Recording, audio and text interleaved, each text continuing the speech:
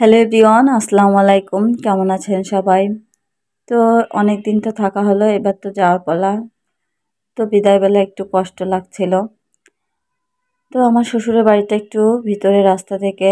আমার আর দুই চাচা শ্বশুর আর আমার শ্বশুরের বাড়িটা একটু ভিতরে, আর হচ্ছে নোয়া চাচা শ্বশুর আর ছোট চাচা শ্বশুরের বাড়িটা রাস্তার সাইডেই।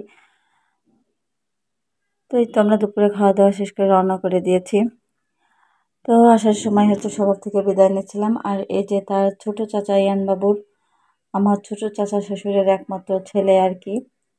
তো আমরা তো গাড়িতে উঠে পড়েছি। তো সে বলছিল, ভাবি কবে আসবেন? তো আমি বলছিলাম আর কি যে তোমার বিয়েতে আসবো।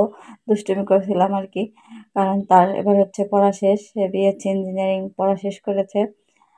তো হচ্ছে এই জন্য আমি দুষ্টুমি করছিলাম। সে তো সবেমাত্র পড়া শেষ করেছে, এখন হচ্ছে বাহিরের দেশে যাওয়ার জন্য আর কি চেষ্টা করছে।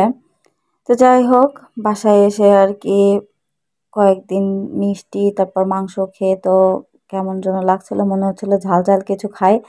তো দেখি যে ফ্রিজে বেগুন ছিল আর কি, বেগুনটাকে আর কি পুড়িয়ে নিচ্ছিলাম। বেগুন পোড়া হচ্ছে ঝাল ঝাল করে মাখাবো। আর মাংস হচ্ছে একটু ছিল, সেটা রান্না করে নিলাম। তো বাবুর তো ঠান্ডা কাশি আর কি আছে, তো এই জন্য এটা হচ্ছে শুক্রবারের দিন ছিল। শুক্রবারে হচ্ছে আমরা ডাক্তারের আর কি সিরিয়াল দিয়েছিলাম ডাক্তার দেখানোর জন্য।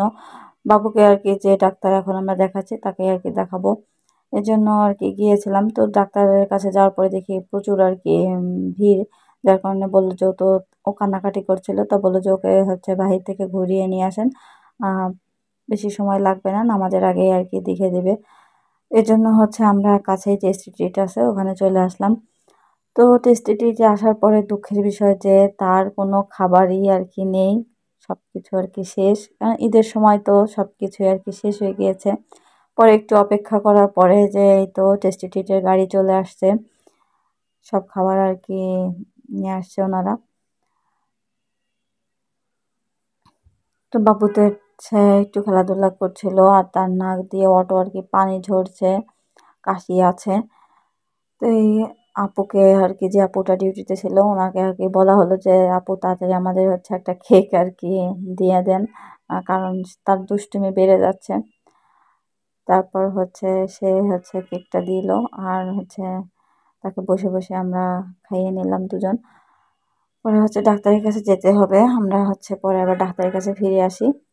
আর এই তো চেম্বারে আসার পরে সে এই যে কলম নিয়ে টানাটানি করে, শুধু ডাক্তারের ওখান থেকে কলম নেবে, নিয়ে এই যে প্রেসক্রিপশন ফাইলের উপরে লেখালেখি শুরু করে দিয়েছে। আর দেখেন তার কি অবস্থা। তো দেখি ডাক্তার কি বলে আর কি, কি মেডিসিন দেয়, তারপরে তাকে আর কি খাওয়ানো হবে। তো আজকে হচ্ছে এ পর্যন্তই, সবাই ভালো থাকবেন, আল্লাহ হাফেজ।